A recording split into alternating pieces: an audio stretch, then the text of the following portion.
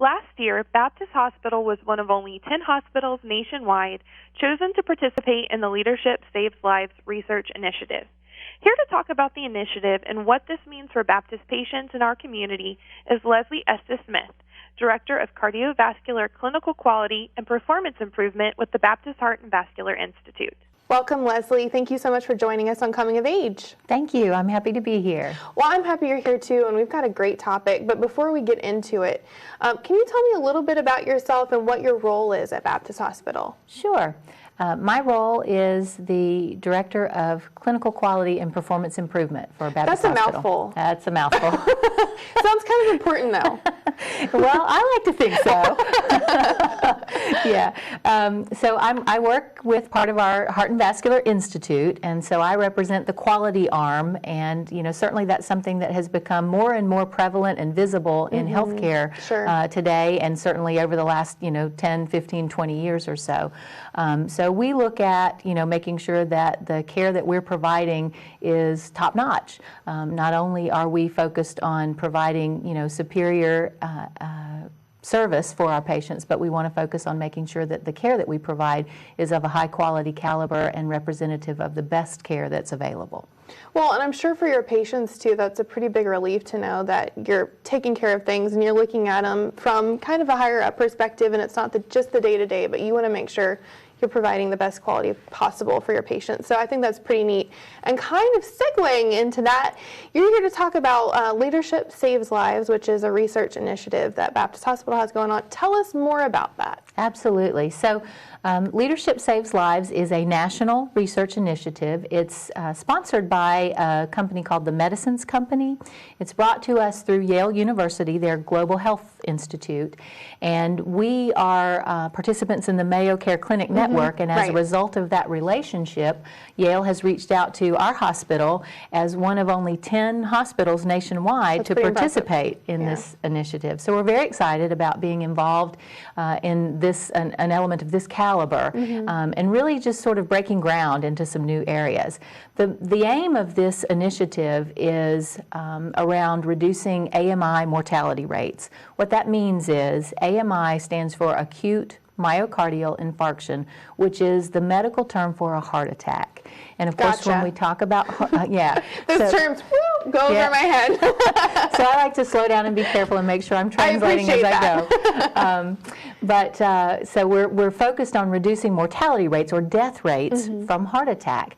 And the initiative itself, again, going back to the name Leadership Saves Lives, is aimed at working with facilities to identify from a high level, leadership level, all the way down, how can we move or change our culture to support that type of a drive or initiative. So that's really what it's all about. Like I said, it's a partnership with 9 other hospitals across the country. All of those hospitals are partnering with us, and each of us have been working with the program for about a year now. It's a 2-year project, and so we're 1 year in, and really excited about the opportunity to come and share a little bit about some of the things that we've been experiencing in that regard. So. That's great. And you mentioned it's about mortality rates, but is it in-hospital mortality rates, or is it when they've been discharged too? Is it a comprehensive initiative? It is. So what we're tracking is 30-day mortality rates. So from that perspective, it includes any deaths that occur while the patient is in the hospital or within the 30 days following their discharge. Gotcha. So it is aimed at that entire time frame. Okay, and you also talked about 9 other hospitals that you're working with. What does that collaborative partnership look like? How do you work together? So each hospital is representative of a variety of different geographic areas across the country, and so they're also all part of the Mayo Clinic Care Network, and so we've had the opportunity through that large network to diversify across the country. And what we do is we come together on an annual basis. So we've had 2 annual meetings now with the larger groups, and and then each of us go back to our own organizations and work within our guiding coalitions at each of those organizations to drive the care at that local level. We share and network together through, today's technology, the electronic means is what we call Basecamp. And so we have sort of like a live website that we call our Basecamp, where we're exchanging and sharing information at that level. And then we've also kicked off this year, as part of that network, our community calls, and we're doing those on a quarterly basis. We were very excited. Our facility was selected or invited to be the host of the very first community call, which we just completed earlier this week. And so it was exciting to be able to share one of our initiatives that we're driving with all of the other 9 members of the cohort. So that's incredible, and it shows you where Baptist is in our community, and I mean how grateful we are to have a facility like that. But I also want to talk, you sort of briefly touched on this, what is the overall goal of the initiative? So again, the overall goal is to reduce death from heart attacks, and to do so in such a way that we would enhance or shift our culture so that it supports that type of initiative. And we're very fortunate at Baptist in that we have had focus on a culture that is independent and takes initiative through things like our service excellence, through our quality performance, and those types of things for a number of years. So it was very exciting to be able to pull back to our organization and work with the Yale team and hear from them and learn from them some of the tips that they can provide us on changing culture and leadership initiatives, but know that they plug right in and fit so well within the system that we already have in place. You know, our teams and our leadership are already so receptive to that kind of work, so it really was a great fit for us. So I think the best part of this question, though, is to drive it into how do we do that, or how have we done that? Because one of the exciting things about being involved in research like this is that it's brand new. So you get to be a pioneer. And so for us, you know, they don't hand you a playbook and say, here, do it like this. They hand you lots of good evidence and lots of good information, and you walk away and say, okay, now let's figure out how to create a roadmap and drive ourselves somewhere. So that's what we've been doing over the last year.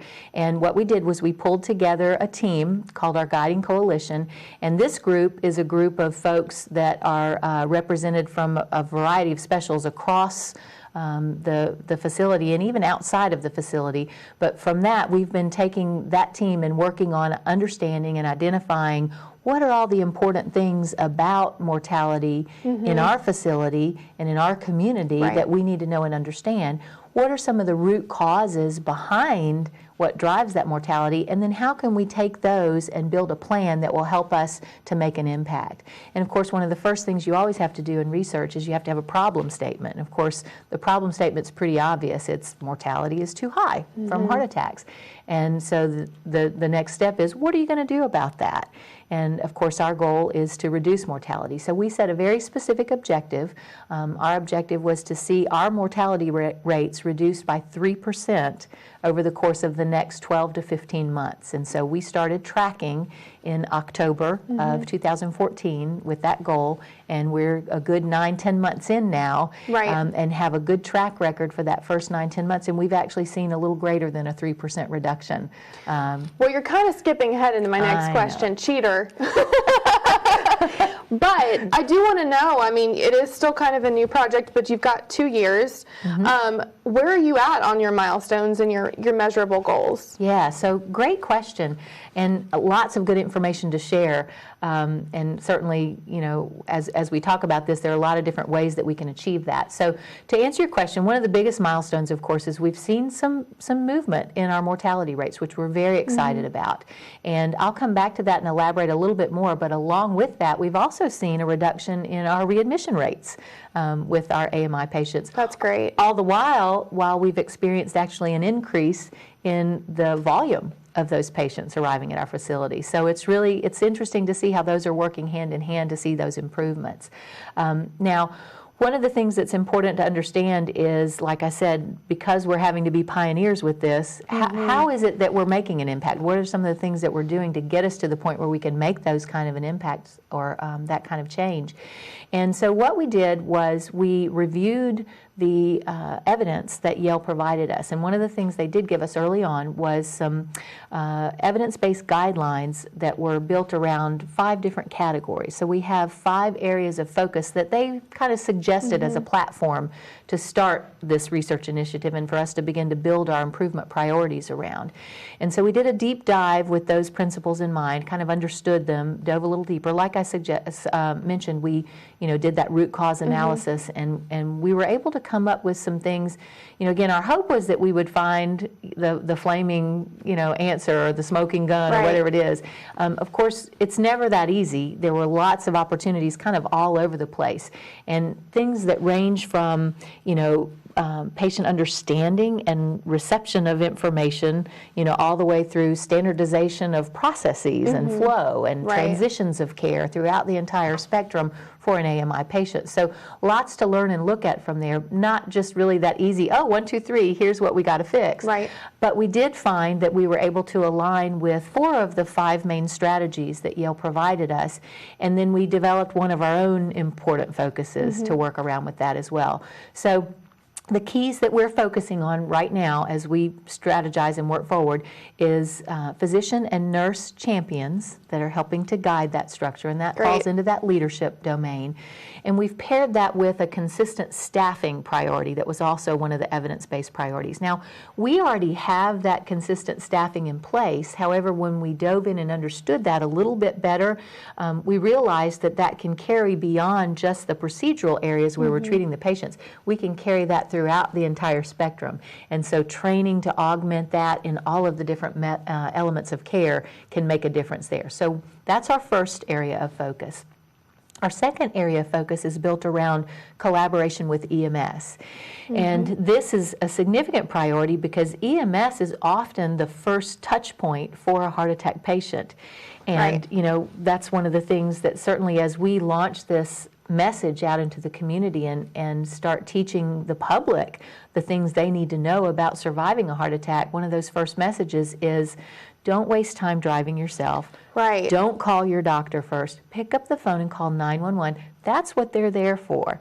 They're here to come to you and be that clinical level that you need at the hospital, sort of in motion. How scary is it, though, to think that somebody would drive themselves to the hospital if they're if they're having a heart attack? Yeah. I mean, that's scary to think about. It's very scary, and it's certainly one of the things that we really try to enforce that message and educate all along, and even for our heart attack survivors, because they're at greater risk for having a subsequent event down the road.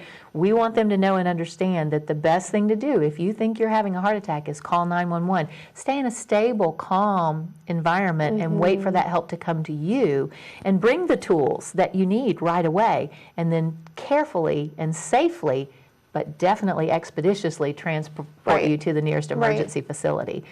So collaborating with EMS is that second initiative, and we've worked very closely with them with educational efforts for their team as well, and that's been a great partnership. And then just sharing the information, letting them know when they bring us a patient, what experience that patient has gone through in the cath lab, and showing them the before and after pictures of what a blocked vessel looks like. And here's the difference you were a part of making for that patient. You've opened up the flow to that vessel by bringing them here quickly. And so that collaboration and that partnership is a big part of this. The third element is engagement of the pharmacy team. And this is actually kind of a unique and interesting area that we've been working with one of our work groups. And we have some clinical pharmacists that work in-house with our patients. And what we've been able to do is develop and dedicate a team that specifically sees all of our AMI patients. And they have up to 3 encounters with those patients while they're in our walls, so to speak. They're getting in the charts and looking closely at all of the medications and the indications for various meds that the patients have and understanding those. And they use a tool that they call the medical therapy management, but it's just an assessment opportunity.